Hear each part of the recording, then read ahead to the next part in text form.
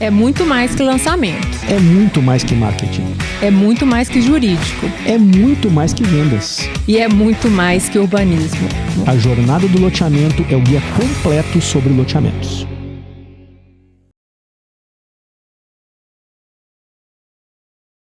Bem-vindo à Jornada do Loteamento, o seu podcast do mercado de loteamento. E hoje, na 5ª temporada, teremos assuntos jurídicos. Dicas na estruturação jurídica de loteamentos. E mais uma vez com uma queridíssima advogada, competentíssima amiga, doutora Kelly Durazo, que já esteve aqui, né? Já esteve aqui, foi um sucesso o podcast dela.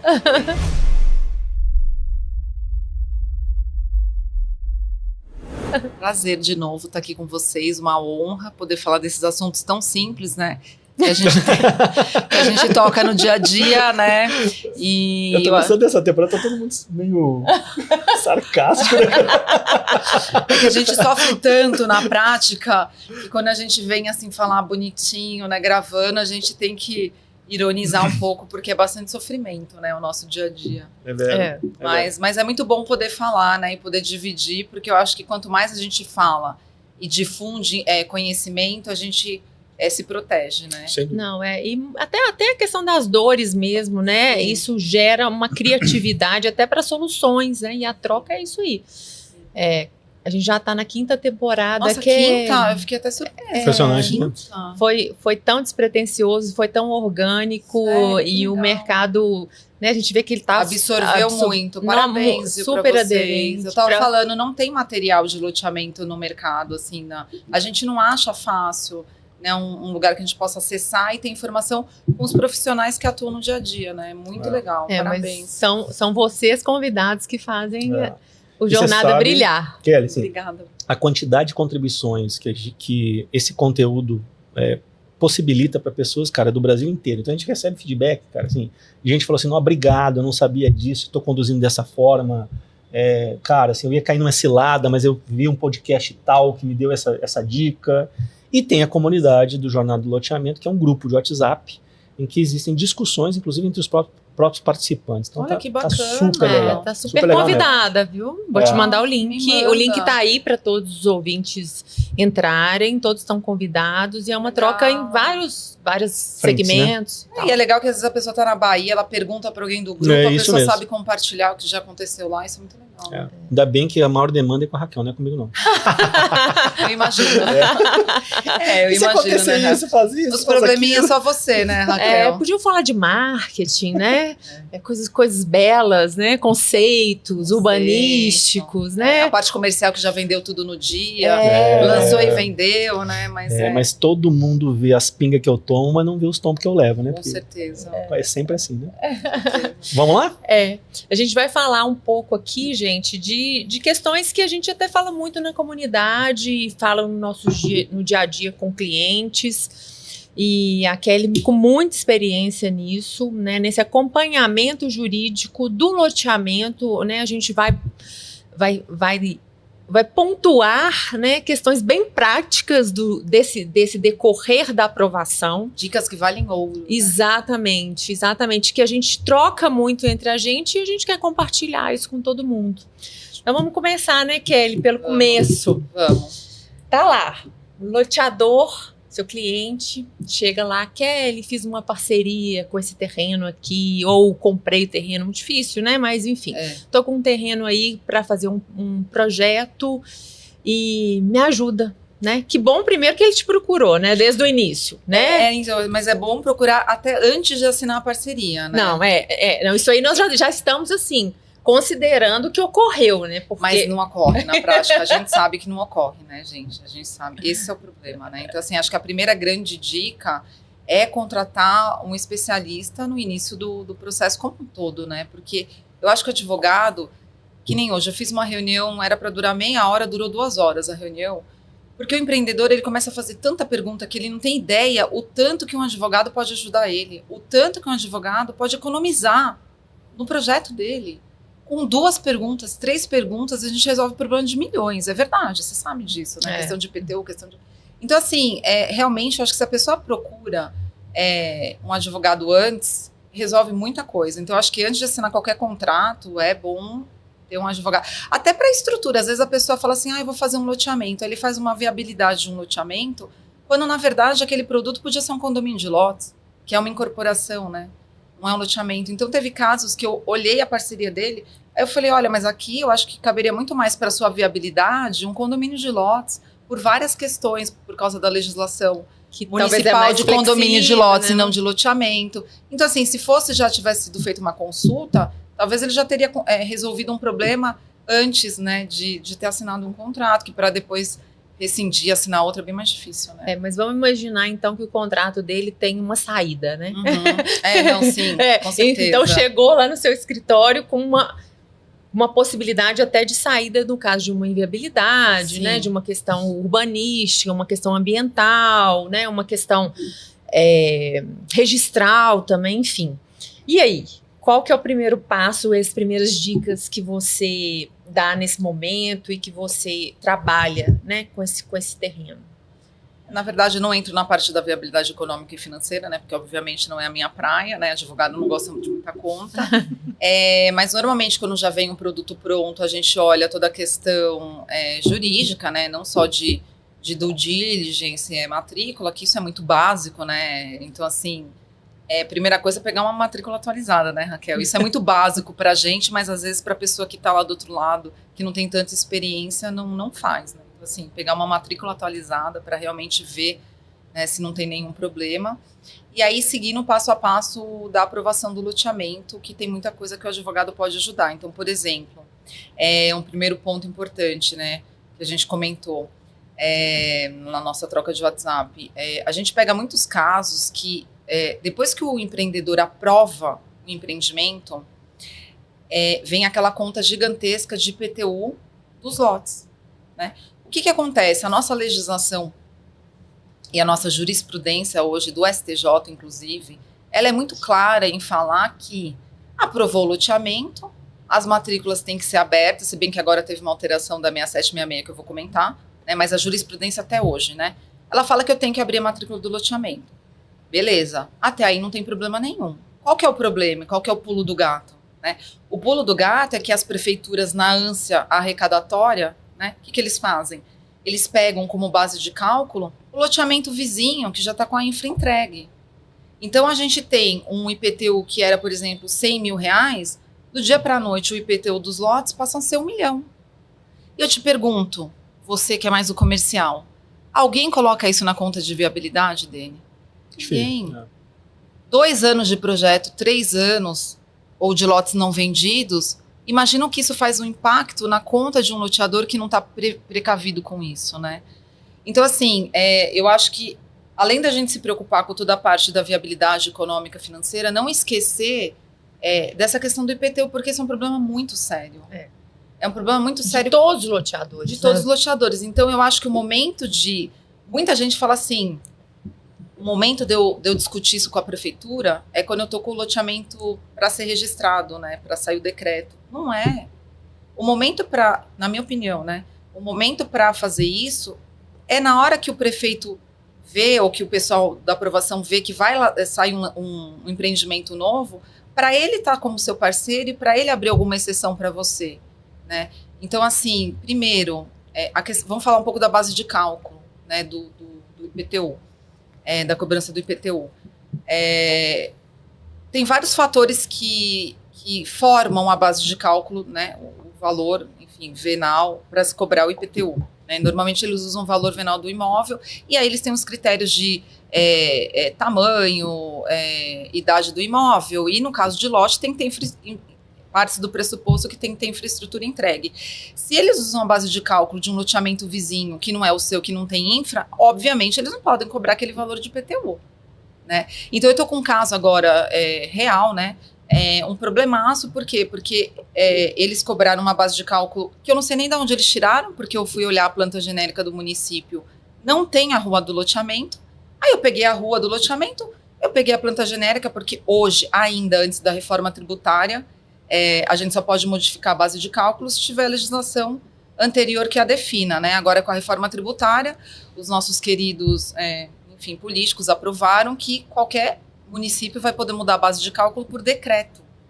Então, isso vai virar um problema muito grande para qualquer pessoa. E a gente já lutou tanto quanto isso, né? Nossa, eu lembro que isso é uma discussão antiga. E até hoje ninguém sabe, isso, né? Hoje muita gente não sabe a questão do VVR, que é ilegal, do valor venal de referência. Então, assim, mas vamos falar até agora, porque ainda não está em vigor, não está vigente. Então, aí eu fui olhar o empreendimento, eu olhei a rua, falei, mas gente, cadê a rua na planta genérica? Não tá. Eu liguei para o fiscal da prefeitura, eu falei, da onde saiu sua base de cálculo? Aí ele já vê que a gente está perguntando demais, eles já se fecham, aí você tem que entrar com mandado de segurança, né? Só que aí entra com mandado de segurança para discutir a cobrança do IPTU. Qual que é o problema? O problema, de fato, é porque ele individualizou aquele IPTU e está cobrando o valor sobre o lote? Não, para mim se individualizou e não, né, pode individualizar e cobrar, só que cobra o valor certo.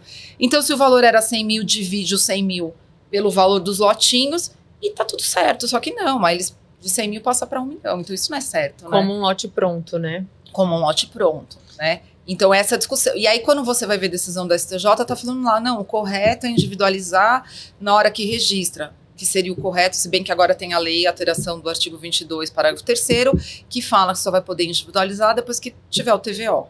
Individualizar o cadastro, né? Individualizar o cadastro e aí cobrar sobre o lote. Mas a gente sabe, na prática, não sei se vocês já têm conhecimento de algumas prefeituras que não estão aplicando a lei. Vocês têm conhecimento? Na verdade, a gente tem que levar o conhecimento, né? O que eu tenho visto é isso. Parece que tamparam o ouvido, aí eles falam assim, isso, tem isso mesmo? Tem. Mas a gente, muitas vezes já ouvi, a gente não tem procedimento ainda para isso. Aí eles não fazem. Você vê isso em todos os portes de município, Raquel? Olha, essa legislação ela é nova. Muito nova. Então, a gente está tentando aplicar ela nos empreendimentos que estão em aprovação.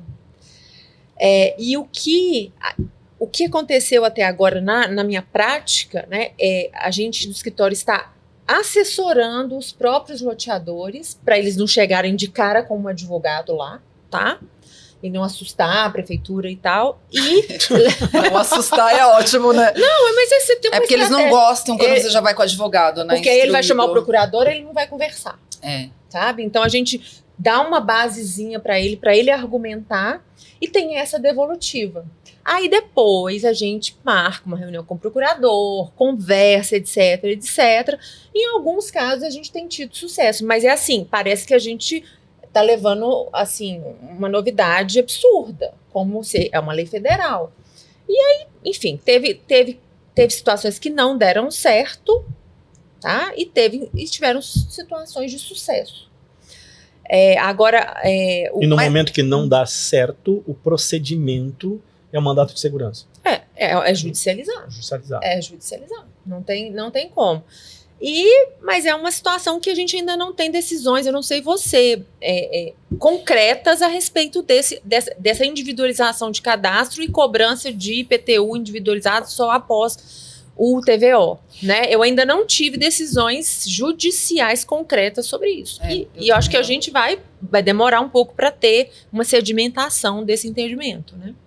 Então, assim, a gente tem vários problemas, assim, porque o primeiro, né, se a gente parar para pensar, a gente está falando de uma lei ordinária, a lei 6766 é uma lei ordinária, então ela entra em contradição com o Código Tributário Nacional, então a forma que ela foi criada já nasceu de pé quebrado. Né? Então, assim, qual é o problema? Hoje eu percebo que muitas municipalidades, elas não estão aceitando a lei, elas inventam várias desculpas, mas dentre elas não estão acertando a desculpa, né? Porque se elas falassem isso, a questão da legislação, ela não foi criada como lei complementar e aí não pode alterar o Código Tributário, ela estaria certa. Só que assim, o que eles estão falando na prática? Que essa alteração veio dentro da lei de alteração da Minha Casa Minha Vida e, portanto, só serve para empreendimento popular. Você já ouviu isso? Já. Essa eu não ouvi ainda. Caramba. Eles são super criativos. Eu já ouvi. E eles não aplicaram por causa disso. E foi por escrito, tá? Foi por escrito. Então, assim, o que eu vejo, né? Eu vejo que deveria ser uma ideia boa, é uma ideia que muito consumerista acha que resolveu o problema do consumidor. Por quê? Porque então a pessoa não vai ser tributada sem ter a posse, né, do lote, ou enfim, dependendo da situação do contrato. Mas na prática, tecnicamente tem um erro nessa lei. Então, eu não sei até que ponto ela vai pegar.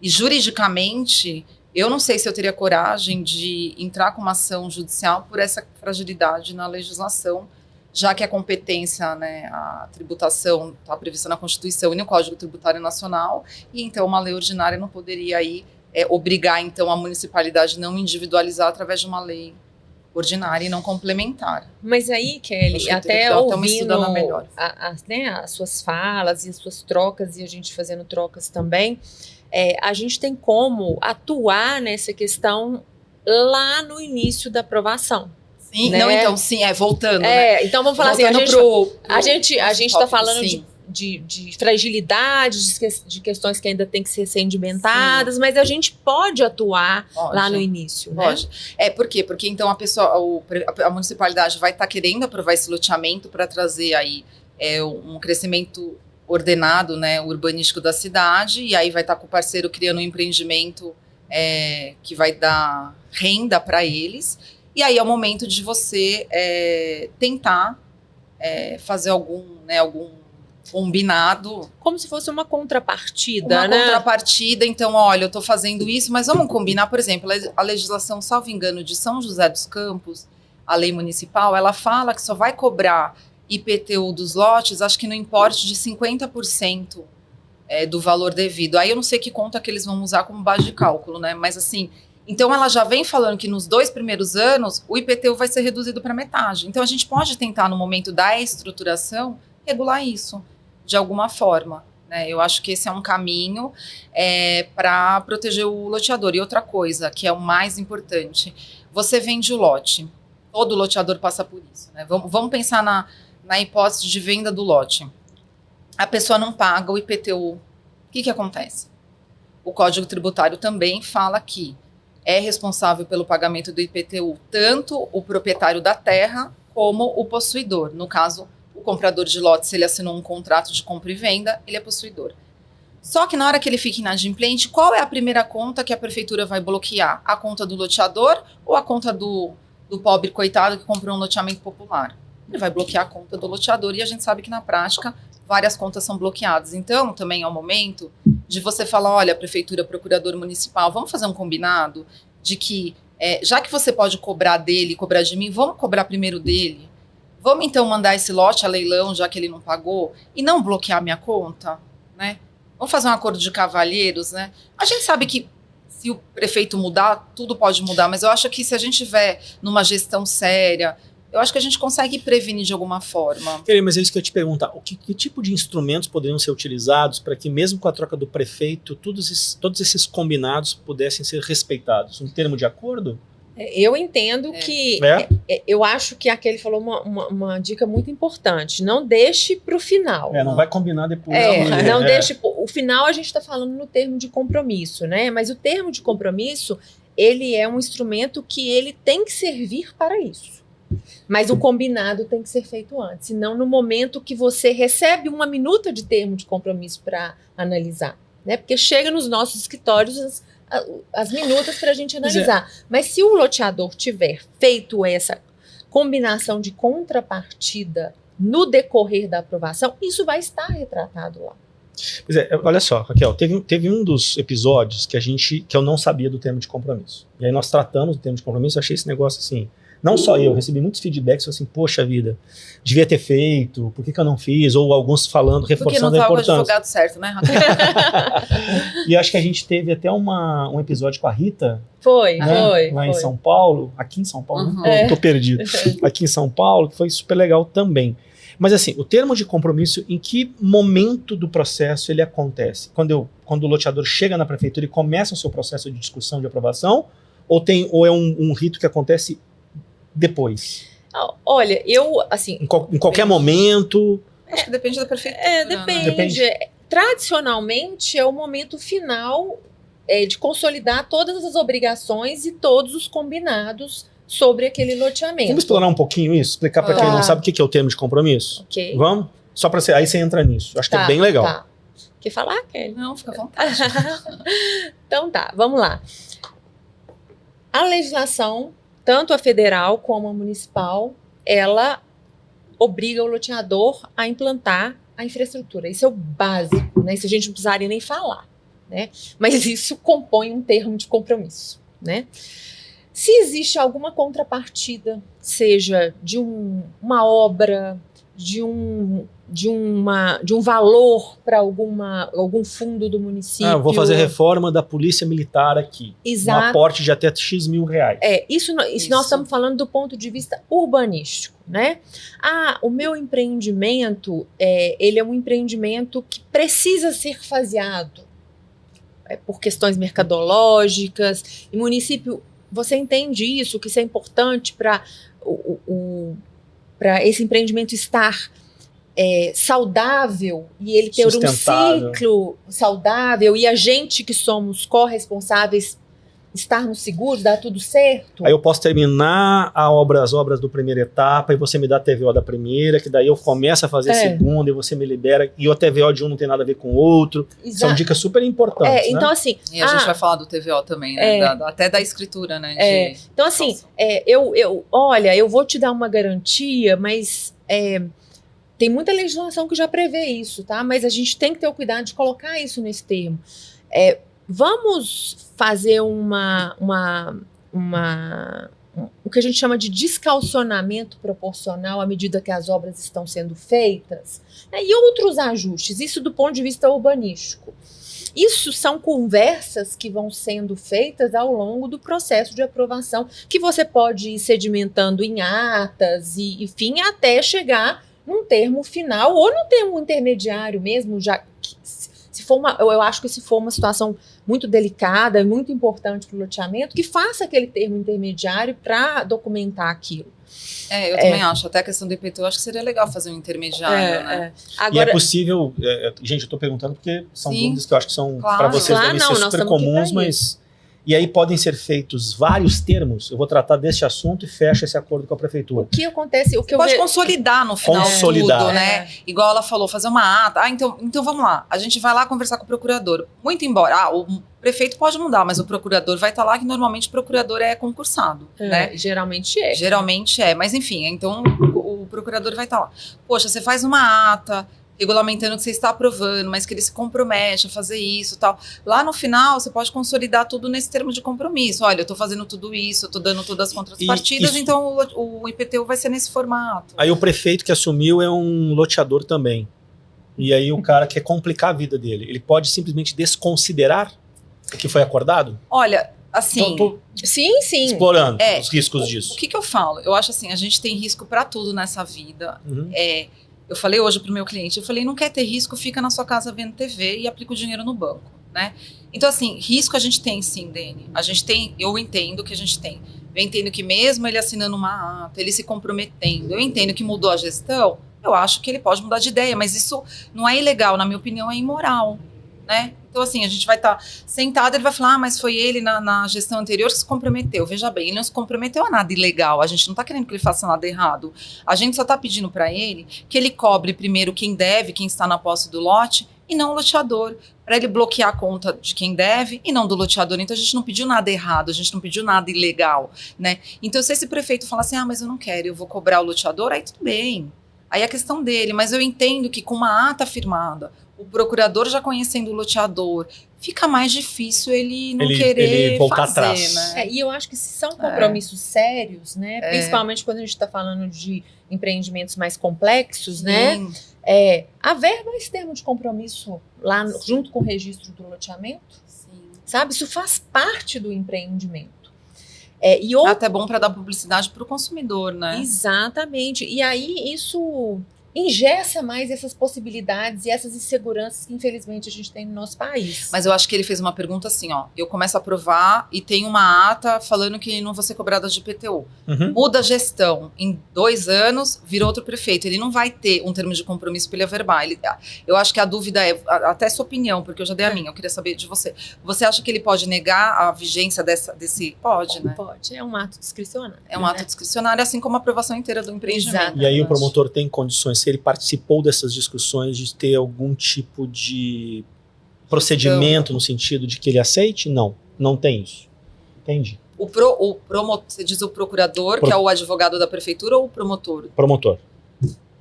Entendo que não, porque não é nada oficial, né? Entendi. Não é nada muito oficial. Não, são os riscos. Como eu falo, eu acho que fica sendo mais imoral uma pessoa entrar e desfazer o que estava feito, já que não tem nada errado, do que ilegal. Ele pode fazer, mas eu acho que quando a gente tem um negócio firmado, fica mais difícil, né? Quanto mais documentado, melhor. E a gente tem outros termos também, que eu acho que é bom falar aqui, para os cuidados de olhar com muita cautela, porque além dessas questões urbanísticas, a gente tem as questões ambientais, que muitas vezes correm em outras secretarias, em outros órgãos, às vezes até numa esfera estadual, e você está no urbanístico, no municipal, ou você está tratando do ambiental muito separadamente numa secretaria de meio ambiente, e lá ocorrem ajustes também, né? Então, isso também tem que fazer parte de termos. Eu já ouvi falar termo de cooperação, eu já ouvi falar termo de compromisso, eu já ouvi falar... tem vários nomes. Vários nomes, mas também são termos que são importantes que, se você está querendo se assegurar, que coloque aquilo nesses termos também, principalmente questões ambientais, que eu acho que aí você tem muita interferência do Ministério Público de forma muitas vezes negativa, né? Total, né? Total. E foi bom você falar nisso, porque eu queria até ver sua opinião.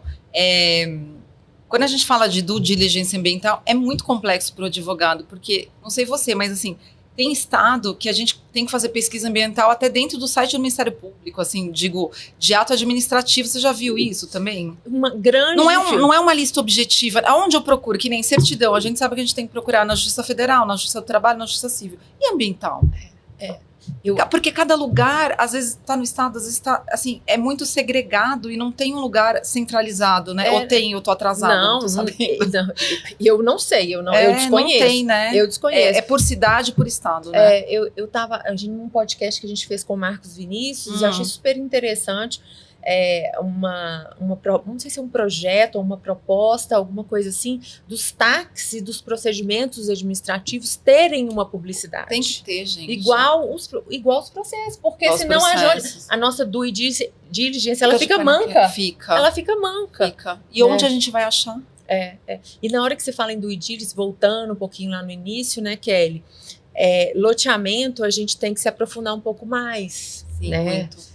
Então, assim, além dessa due diligence tradicional, imobiliária, registral, tarará, né? O advogado, ele é capaz, ou uma assessoria urbanística, né, que pode ser composta por urbanistas, jurídico, etc., porque quanto mais pessoas envolvidas, melhor, também nessa, olha, eu tô querendo fazer esse tipo de empreendimento. Peraí, deixa eu ver se cabe. Isso. Vamos ver se você tem legislação para isso. Né? Então, essa due diligence, que nem sei se chama due diligence, mas é uma análise urbanística mesmo, né? De adequação do produto com a legislação, ela é importantíssima, até para você preparar aquela pessoa para ver se ela vai ter, vamos falar assim, entusiasmo para enfrentar uma alteração legislativa, por exemplo, para ir à frente com o produto dela, né? Sim, com certeza. É muito complexo, né, o projeto como um todo, né?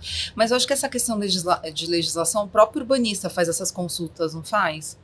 Eu acho que tem que ter um toque jurídico, sabe, Kelly? Eu acho. Eu adoro fazer isso junto com o técnico. Com o técnico, né? Mas eu acho importante igual também. O ambiental. Muito legal quando você tem essas empresas que fazem aquelas análises de área de proteção ambiental, de monumentos ambientais, etc., muito técnicas, né? Aqui tem uma vegetação de Mata Atlântica, sei lá das quantas, e ele vem com isso muito técnico, e a gente pega esse estudo técnico e faz uma análise legislativa em cima daquilo. Sim. Olha, fica um trabalho super bacana, e tanto completa o trabalho dele, como o dele completa o nosso. Então assim, eu acho que no loteamento, não dá para brincar, né, Kelly? Não dá. Não é muito diferente de uma incorporação, por mais que a incorporação também tenha que ter todos os cuidados, mas o loteamento, ele é um pouco mais complexo. É complexo, né? Vamos lá, Kelly. Outro cuidado que eu acho que a gente tem, que você já falou, é a questão da garantia, né? Aliás, muita gente pergunta, né? Pode vender lote calcionado? Né? Pode. Eu tô vendo muito termo, não sei se você tá pegando também, muito termo que a própria prefeitura proíbe vender o lote. Você já viu? É o mais comum. Na minha experiência. Mas então, mas não pode proibir, né? Se for hipoteca, né? Mas tem uma cláusula no Código Civil objetiva que fala que é nula cláusula que impeça a venda de imóvel com garantia hipotecária. Então nós estamos falando assim, aqui para o nosso ouvinte. Eu acho melhor esclarecer o que a gente está falando. Parece que existem duas formas de fazer esses calções, né? Exatamente. A hipoteca, pode ir, por favor. Vai lá, Kelly. Acho que eu tô falando demais. Você que é entrevistada. Não, mas eu só vim dar as dicas. Você que explica, né? Tudo não é dele. Ela que já é de casa, né? Não, nós estamos aqui com uma mega profissional.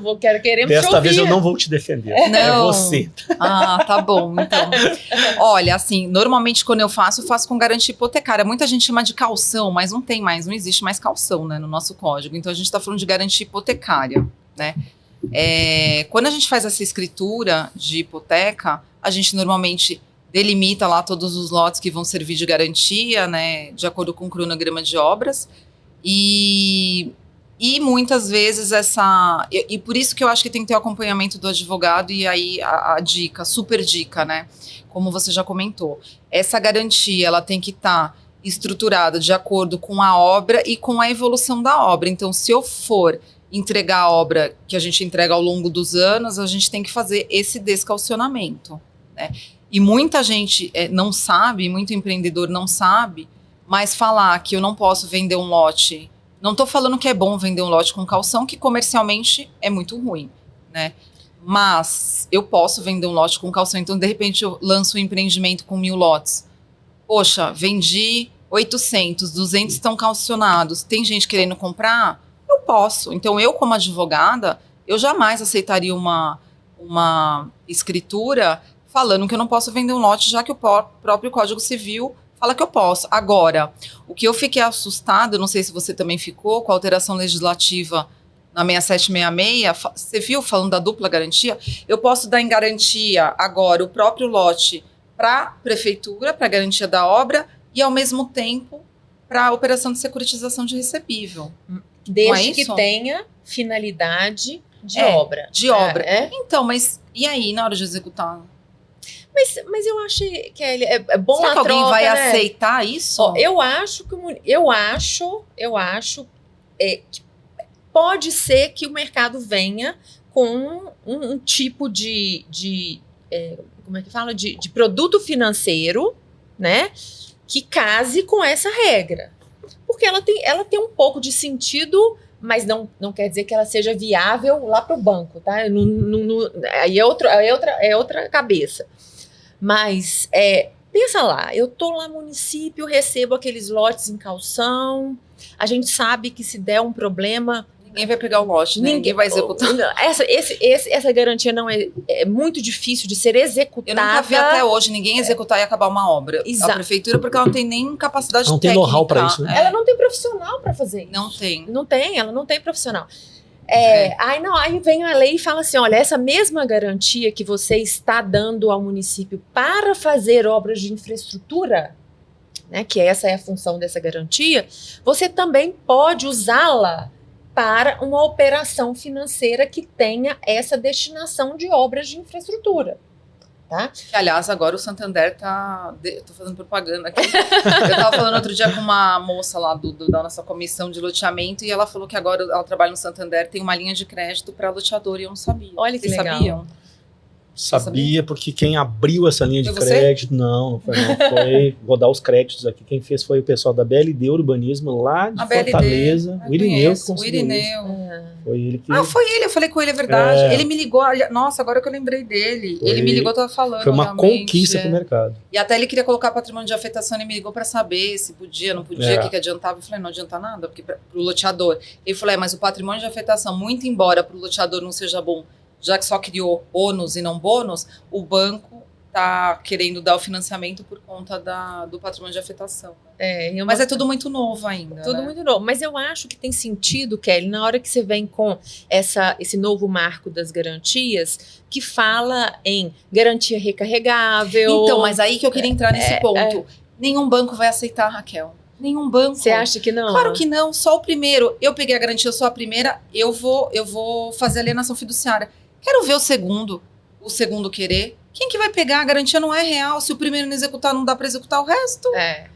Quem que vai pegar essa garantia? Então, assim, eu não sei, eu acho que o mercado ele é a gente é muito novo ainda para executar tudo isso, mas na prática eu não vejo os grandes bancos aceitando. Eu vejo assim os pequenos, talvez os pequenos, não vou falar pequeno banco, porque hoje não tem banco pequeno, né? Mas assim, os pequenos investidores, talvez se aventurando, mas aí a taxa acaba ficando muito alta. Então, assim, eu acho muito legal toda a alteração legislativa que foi feita. Eu acho que tem excelentes itens que vão ajudar, mas essa parte de ser recarregável, eu acho que na prática vai ser difícil uma Caixa Econômica Federal aceitar, por exemplo, entendeu? Se ela for a segunda e não a primeira. Talvez a mesma instituição, né? Sim. Da primeira e da segunda, né? Eu acho que talvez a mesma, com certeza, mas se não for a mesma, eu acho que... Então, nesse caso, né, a gente está falando de duas pessoas diferentes, a gente está falando da prefeitura e está falando de um outro banco. Difícil. Aí vai ficar sob a decisão da prefeitura, né? Se ela vai aceitar essa garantia que ela tem, ser garantia de uma instituição financeira, caso essa instituição financeira abra esse tipo de crédito com uma, vamos falar assim, uma hipoteca segundo grau, não sei como é que vai chamar isso ali. Acho pouco provável. A não ser que esse banco entre nessa relação do loteador versus prefeitura como um garantidor e aí ela libere a garantia para ficar só com o banco. Ele entra no termo, né? No termo, como se fosse quando você compra um imóvel financiado e o banco já entra no contrato falando que vai pagar pro vendedor do imóvel e ele assume o crédito, o financiamento com o consumidor final, né? Pode ser. Eu acho que fazer essa triangulação funcione. Mas se não for isso, eu acho que não... Mas eu acho muito legal, porque a gente está evoluindo. Você vê, a gente numa discussão, a gente abre... Assim, mas aí eu quero aproveitar e fazer uma outra pergunta. E a questão do seguro para a prefeitura? Então, vamos lá, né, que a gente está falando das formas. Tem várias formas de garantir uma obra para a prefeitura. Se você tiver uma legislação que preveja, porque esse seguro garantia vai ter que estar na legislação municipal, você pode dar o seguro para a prefeitura, sim. O problema, o seguro é caro. E até onde eu sei, todo ano a gente tem que renovar. Não sei se mudou isso, porque eu nunca mais fiz com seguro. É isso mesmo. Então, tem um risco para o outro lado de ficar lembrando, de saber se vai ser... E se não for renovado? Faz como? Então, assim, a gente tem que fazer um instrumento mais complexo. Por quê? Porque eu vou ter que, então, prever que caso aquele seguro não seja renovado, eu vou ter que dar uma garantia adicional. Só que e se eu já tiver vendido todos os lotes? Porque não vai estar calcionado. Então, eu vou ter que fazer uma reserva na hora da venda, né? Então, o que eu saiba de garantia é o seguro, fiança bancária é muito cara, hipoteca. A alienação fiduciária, né, que eu já fiz em alguns empreendimentos, mas por exigência... Eles aceitam a alienação? Por exigência da prefeitura. Mas aí não tem a conversa de não vender lote, de poder vender lote. Né? Não pode. Porque aí não pode mesmo. Né? Então, se eu dou a caução na modalidade de alienação fiduciária, aí o lote está preso e você não pode vender mesmo. Mas aí é muito caro você fazer essa garantia que você vai pagar para transferir para a prefeitura? Assim, vamos lá, assim, eu tô enfrentando alguns desafios em projetos que a gente vai lançar que as prefeituras, elas realmente exigem que seja feita a alienação fiduciária dos lotes. É mesmo? E em alguns casos, por incrível que isso possa parecer, nós estamos com 2 municípios que a gente vai lançar que somente pode vender após a TVO. Então, você já tinha me falado isso da outra vez, e para mim isso é só em Minas, assim, que eu vejo que só pode vender lote depois que a obra estiver concluída. Não, isso não faz sentido. Não faz nenhum. Mas primeiro, o único lugar que eu vi isso em São Paulo foi encharqueado, que eu me assustei que a lei municipal estava prevendo de forma objetiva. Eu falei, tá contrariando a lei federal. A lei federal, eu posso dizer quais são os municípios. Um município é Toledo, no Paraná. Olha, não é nem Minas. O outro é em Morrinhos, em Goiás. Mas a lei municipal prevê isso. Define isso. Então não que você só pode vender depois que tiver o TVO. Então o empreendedor ele tem mas a lei é inconstitucional, você não acha? Não, inconstitucional, ilegal, né? ela é ilegal. Né? Porque ela está superando uma hierarquia ali de que uma não é legislação dela. federal que tá. O município pode legislar e não, mas eu acho que nesse sentido ele não pode legislar. Eu também não acho. Eu acho que não. Ela pode legislar em questão urbanística, tal, mas ela não pode contrariar a lei federal ou restringir o que a lei federal deixa. Eu acho que essa questão da garantia é um tema que a gente enfrentou numa cidade de Minas Gerais que é ali perto de Nova Serrana, eu esqueci o nome da cidade que tinha também essa questão. E para a gente que está falando para o país todo, eu acho que é bom a gente disseminar isso. Isso é dentro de um ciclo financeiro, você entende muito mais do que eu, né? Não, isso não faz menor sentido. Você está inviabilizando projetos. Outra coisa, como é que fica a questão do IPTU? O empreendedor vai pagar o IPTU de todos os lotes? A gente está falando do IPTU, que a conta é enorme, não tá? Aí a gente não coloca na viabilidade que tem a conta do IPTU. Registra, vai ter lá, em vez de ser 100 mil, vai ser 1 milhão de IPTU. Ele não pode vender, ele vai pagar a conta do IPTU? Durante 4 anos. Eu sei que, assim, o fato de alguns... Se a lei não pegar, né, o artigo 22 da ameaça de esses municípios, particularmente, assim, o que eu escutei de Toledo, a gente nós não avançamos com o loteador, mas de Morrinhos nós estamos fazendo planejamento para lançar esse produto. Morrinhos é onde mesmo? Goiás. Está sendo feita uma discussão junto com a prefeitura para que isso seja revisto. Por quê? Porque o município ele não cresce. Não cresce. Quem que vai investir lá? Exatamente. Sim. A não ser que seja lá. Tem alguns poucos corajosos que desenvolvem na cidade, mas isso está impedindo, obviamente. Mas e outra coisa, por que disso se a obra está garantida? O discurso... Ele está pegando dupla garantia? Não, o discurso... Aí eu acho que não tem nem sentido a garantia, né? Não tem sentido. Não, tanto é que isso também era uma lei municipal que está sendo revista lá em Minas Gerais pelo município de Pará de Minas. Essa cidade. Pará de Minas. É perto de Nova Serrana, sabe? Olha, como eu dei, né? Pará de Minas. Pará de Minas. Qual é o argumento das prefeituras? Que tiveram vários empreendimentos antes dessa lei, em que os empreendedores começaram e não terminaram. E isso acarretou um problema para o município, né? Porque o município não teve condição de fazer. E aí, obviamente, isso virou um problema para a cidade, porque a cidade teve que levar infraestrutura, teve que ter problemas com os adquirentes e etc. Então, o discurso desses municípios é esse. Tá? Ou seja, tudo errado, né? Assim, gente, é igual o juiz naquela questão de condomínio versus alienação fiduciária. Qual que é o débito que eu tenho que pagar primeiro? Como eles não conseguem mandar leilão só o direito creditório, não consigo mesmo, vamos mandar tudo, mesmo que tá errado, manda o imóvel, mesmo que ele não é o dono, né? Mesmo que o imóvel é do banco, eu mando o imóvel inteiro porque só o direito creditório não resolve, é a mesma coisa. Né? A prefeitura teve um problema e ela resolve do jeito dela e cria uma lei que é ilegal. Eu acho que a gente tem que disseminar que assim, é errado. Do nosso ponto de vista jurídico é a questão da ilegalidade e do ponto de vista mercadológico é a inviabilidade, né, gente? E que isso impacta você que é mais do comercial financeiro, o impacto disso para o empreendimento acabou com o empreendimento. Acabou com o empreendimento. Tem municípios que simplesmente o loteador, em alguns casos, como o loteador, ele apostou naquele município, que ele acredita, etc., isso impede ele de ter fundos, né, funding, para que ele possa fazer outros empreendimentos. Então, enquanto ele não realizar esse, ele vai ficar só naquele empreendimento. Isso é uma consequência disso. Segundo, simplesmente o empreendedor abre mão do negócio. Assim, ou não tinha conhecimento disso, foi surpreendido. Ele vai para outra cidade, vai para outra cidade. Fala, deixa eu abandonar isso aqui e vou para outra cidade para empreender. Porque se torna inviável. Assim, o grande problema do loteamento chama-se descasamento de fluxo de caixa. A gente vende em 120, 140 meses, né, e o loteador desembolsa em 24, 30 meses. Não dá, né? Não dá. A conta não fecha. Né? E, aliás, vai piorar, né? Porque a gente está falando... eu esqueci de comentar na hora que a gente estava falando do IPTU. Caso a lei dê certo e a prefeitura aceite não individualizar o lote, o cadastro do lote para cobrar o IPTU, a gente também não vai conseguir fazer mais alienação fiduciária. E não conseguindo fazer alienação fiduciária, a gente não vai conseguir funding, né? Tipo, não vou conseguir securitizar a carteira, porque eu não vou ter o imóvel individual para cobrar, né? Mas eu estou entendendo, Kelly, que a questão da individualização do cadastro é uma coisa e a individualização da matrícula é outra. Mas qual vai ser a base de cálculo para você individualizar a matrícula? Você não tem um cadastro individualizado?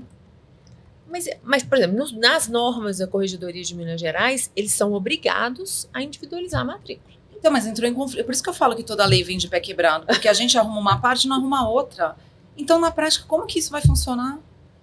Qual que é a base de causa? Eles são obrigados, beleza, mas qual que é? Ele vai falar, eu não sou obrigado, quer dizer, eu sou obrigado, mas eu não consigo fazer porque tem um cadastro da prefeitura. Estou esperando o cadastro individualizado da prefeitura. Agora, vou te dar uma realidade que eu vivi, deve ter 1 mês e meio, tá?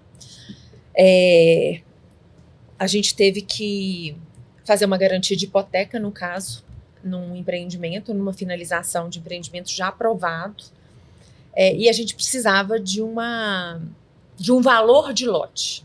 E não tinha cadastro municipal desses lotes ainda, apesar de ter aprovação do loteamento.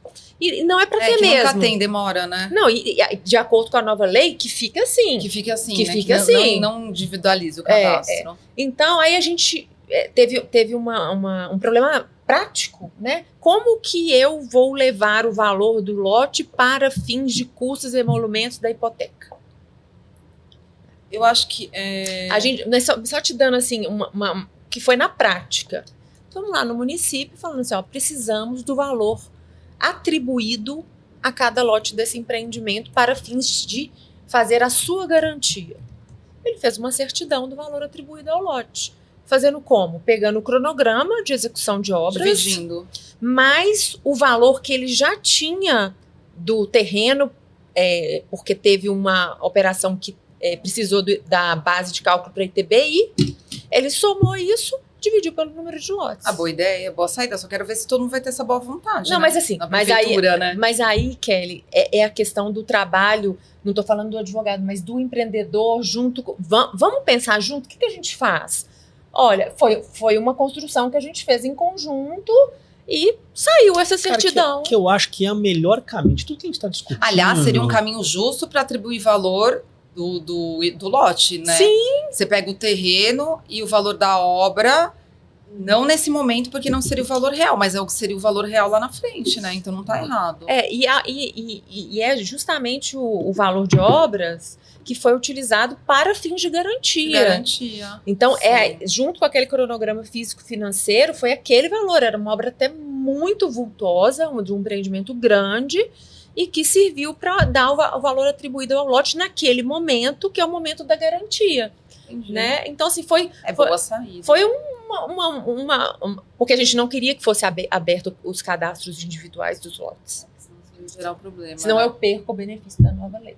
Então, mas eu acho que você foi muito prática, deu muito certo, mas eu não sei se todas as prefeituras fariam isso, entendeu? Então a gente teria um problema, talvez. É nesse aspecto que eu ia contribuir dizendo o seguinte: acho que o grande trunfo é quando o empreendedor consegue, de alguma forma, envolver o setor público, que ele se sinta pertencente àquele negócio, sinta... É um sentimento de pertencimento. De construção conjunta, de colaborador, que aí a conversa ela flui. Né? Gente, olha, em Miami é tão diferente. Você vai aprovar um empreendimento lá, só falta eles te pegarem na mão. Eles fazem tudo. Eles que aprovam praticamente, assim. Só falta você entregar o terreno. Eles são seus parceiros. Eles mudam, claro que não muda como você quer, mas eles estão lá para desenvolver a cidade. Eles estão lá para te ajudar. E o sentimento que a gente tem quando a gente vai numa prefeitura parece que a gente está fazendo alguma coisa errada, né? Não sei, né? Assim, claro que tem loteador que também não faz tudo tão certo, né? Mas assim, mesmo fazendo certo, às vezes a gente sente que parece que é uma briga, né? Não deveria ser assim, né? Não deveria ser mais certo. Por que será que Miami é tão mais rica, né? Por quê, né? Será, né? É só uma coincidência, não tem nada a ver com o fato deles incentivarem o empreendedorismo lá. Pois é. Só uma coincidência. Então, né? Absurdo, né, é um absurdo, né? Então você pega lá o desenvolvimento da cidade, o plano diretor deles, eles constroem de acordo com o que a pessoa precisa, né, para desenvolver. É muito diferente, né, do Brasil. Eu não sei, e pior que lá, assim, você pensar em estrutura, também chega a ser centralizado naqueles condados, né? Porque o receio do brasileiro, eu acho que é meio cultural. O Brasil tem medo de centralizar na mão de uma pessoa e essa pessoa, de repente, agir, né? Exigir coisas a mais, né? Que a gente sabe como é que funciona. E lá também é centralizado nos condados, só que eu acho que é questão do ser humano, porque você não vê isso muito acontecer lá, sabe? É um pouco diferente. Eu tô falando isso porque eu estudei. Eu morei em Nova York, eu estudei empreendimentos imobiliários lá em 2012 e agora minha tese de mestrado foi aprovação de empreendimentos em Miami, né? Então não tô falando sem fundamento. Legal. Eu estudei. Legal. E conversei com muita pessoa que aprova empreendimento lá e tal.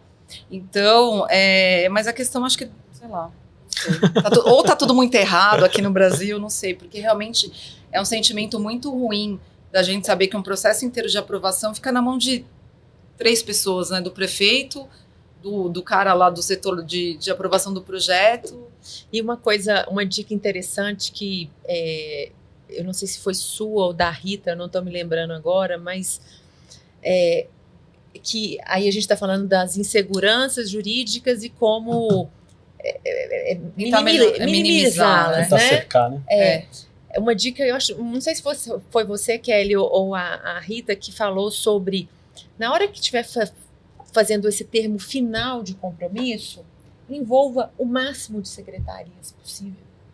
Foi a Rita. Foi no DADIT, no então, webinar da DADIT que a gente fez, todo crédito para a Rita Martins, porque eu achei isso uma sacada. Porque se um sai, o outro não sai na outra gestão, né? A gente pega algum lá. Né? Porque aí vem a Secretaria do Meio Ambiente e fala assim, não, mas eu não conversei com esse termo de compromisso urbanístico. Isso, verdade. Isso aqui está ferindo uma lei ambiental. Não, mas o secretário do Meio Ambiente assinou. Então, são pequenas coisinhas que podem mudar o futuro de um empreendimento, né? O destino, né, de um empreendimento. Eu achei essa dica dela sensacional e é nessa troca que a gente está aqui, né, que vão surgindo ideias, assim, com certeza, né? Com certeza. Que mais, Kelly, que você Eu acho daria que tem que tomar de muito dicas? cuidado também na estruturação da associação, se a gente vai falando de um empreendimento grande. Então, por exemplo, um empreendimento, sei lá, de 2 milhões de metros, né? Que nem, a gente tem caso prático de uma cliente que ela aprovou um loteamento no centro aqui, acho que foi em Mato Grosso do Sul, e no Centro-Oeste, e ela não pensou nisso antes. Então, o que aconteceu? Ela fez uma primeira associação, ela tem praticamente um bairro todo, uma cidade lá, ela fez uma associação aqui, porque era um terreno que ela ia fazer, não vou chamar de primeira fase porque não é interligado, então ela fez um loteamento aqui, só que a terra era dela, do lado. Aí, fez.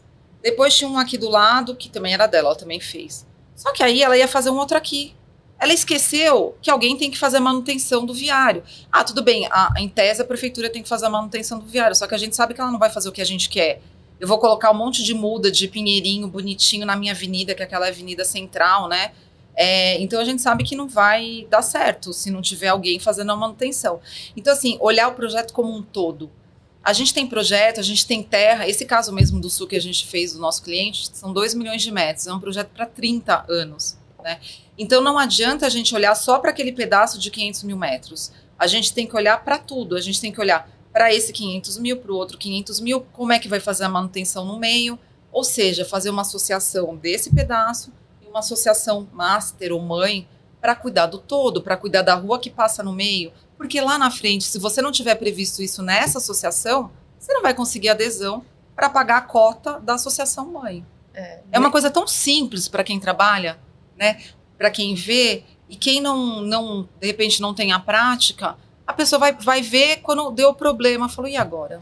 Nem que seja uma obrigatoriedade de que todas as associações criadas ou futuramente criadas dentro de um complexo XYZ lá que o empreendedor vai definir, que elas são obrigadas a aderir a uma uma associação mãe, né? Ou já prevê que o próprio, que esse complexo é formado por essa matrícula, mas que faz parte desse complexo as matrículas X, Y, Z, e que todas elas já vão passar a integrar a associação mãe desde já constituída e que todas vão ter que contribuir para a manutenção da Avenida Central.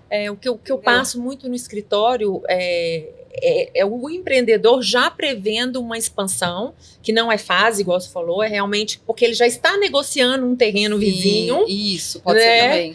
E aí a gente já prevê em todos os instrumentos, até no memorial descritivo que vai para o cliente de uma futura expansão. Isso. Sabe? E são coisas... E se você não prevê, o que acontece na prática? Problema. Acabou, né? Problema. O povo não adora questionar judicialmente que não pode se manter associado? Imagina. Você querer cobrar lá mais R$50 para manutenção de uma avenida central, não vai pagar. Não, e admitir um outro empreendimento que vai se interligar ao dele. Com certeza. Né? Então, assim, tem que pensar mais macro, então, né? Tem que pensar no todo, né? Não no pedacinho, né? Isso daí. E para quem é loteador, tá começando, tal, a pessoa nunca pensa nisso, ela pensa só naquele, né? Eu acho que isso é muito importante, faz toda a diferença. Diz que nos Estados Unidos, você está falando de Miami, né? Os americanos têm digamos, um ditado que você tem que ter 3 amigos. Sabia disso? Não. Você tem que ter 3 amigos. Você já me falou essa dica. Advogado, um contador e um médico. Bons amigos, né? Não é? Bons Mas amigos. vamos falar quais seriam os amigos do loteador. Do loteador. Um advogado. Um advogado. Um urbanista. Um contador também. Um bom contador. Um bom contador. Especializado em loteamento. E um cara de venda com cabelo branco. Tá falando sério. Que mora em Minas. E que é gaúcho. Não. Eu tô gaúcho. Sou gaúcho. Não, mas nós temos mais aqui. Vamos lá. Vamos lá.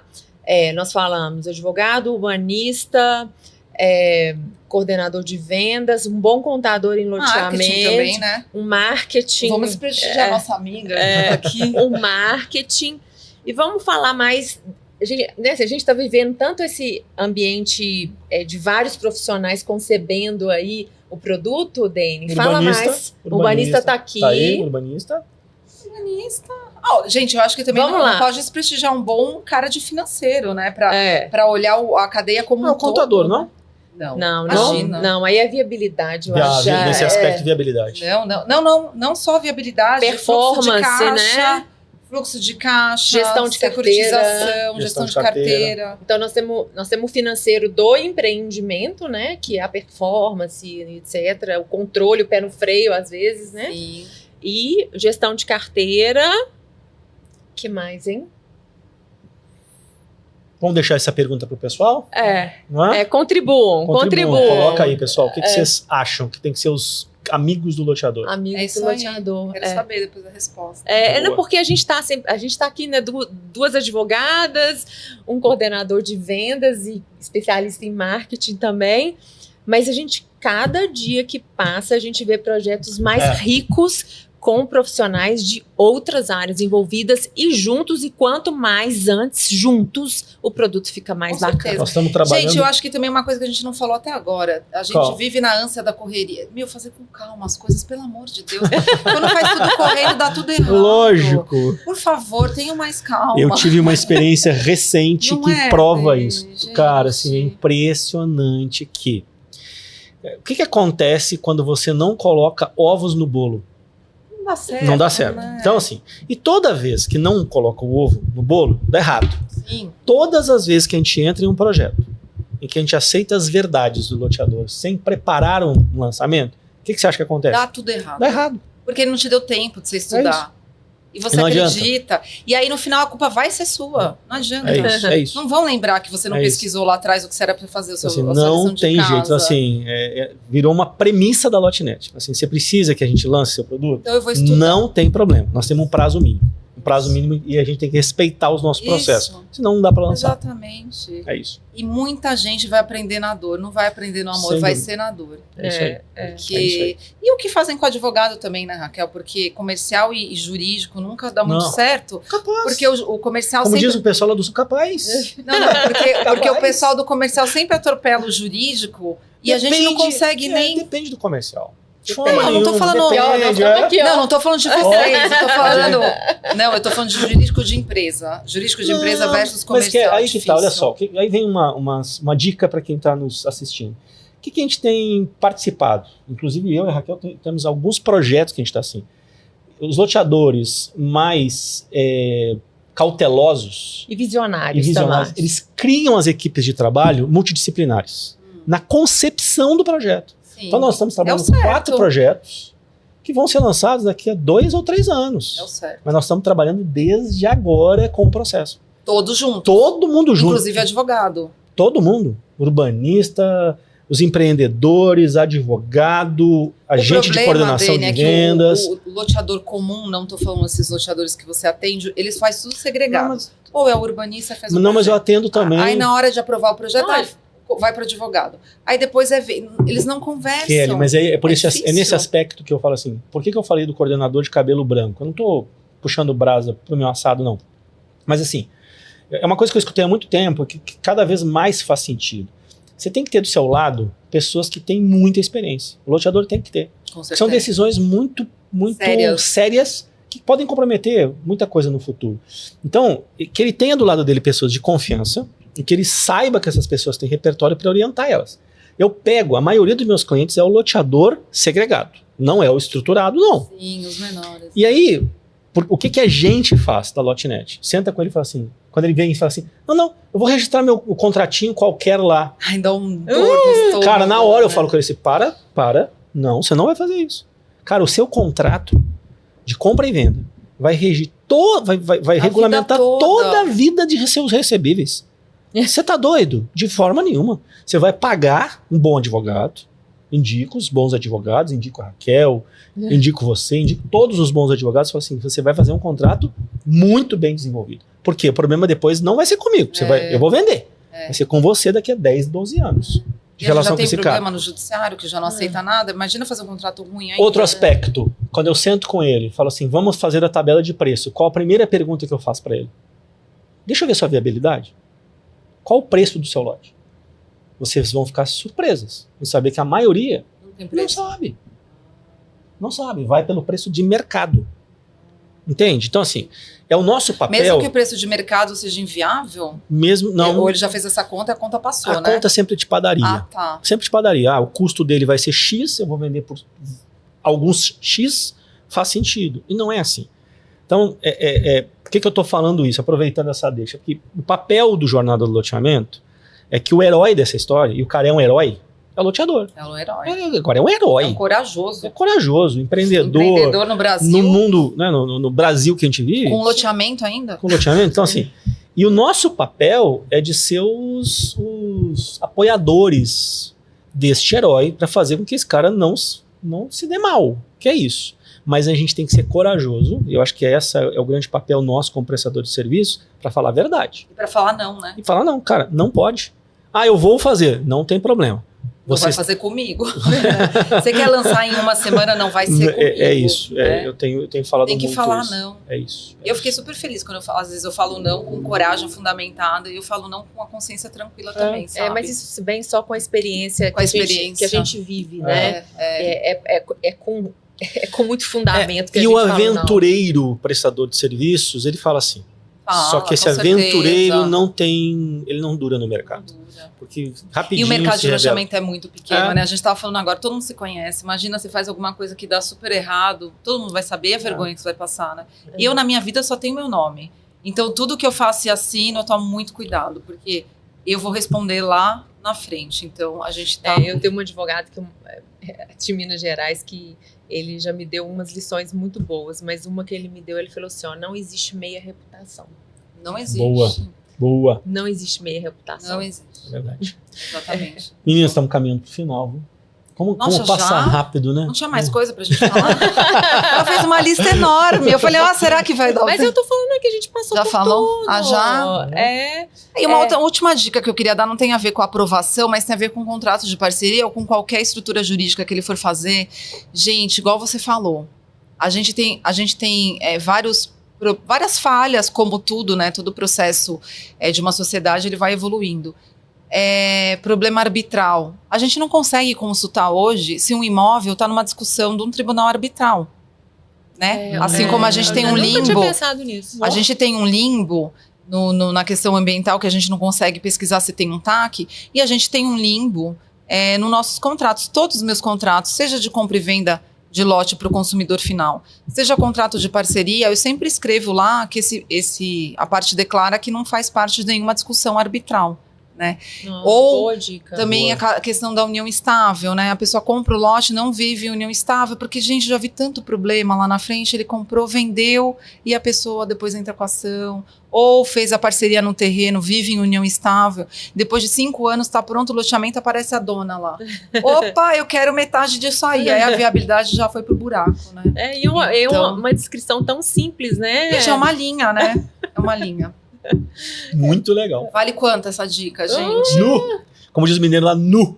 Vale quanto? Faz a conta de uma mulher que pode aparecer lá, que não assinou a parceria, que não concorda com o percentual, acabou o produto. Né?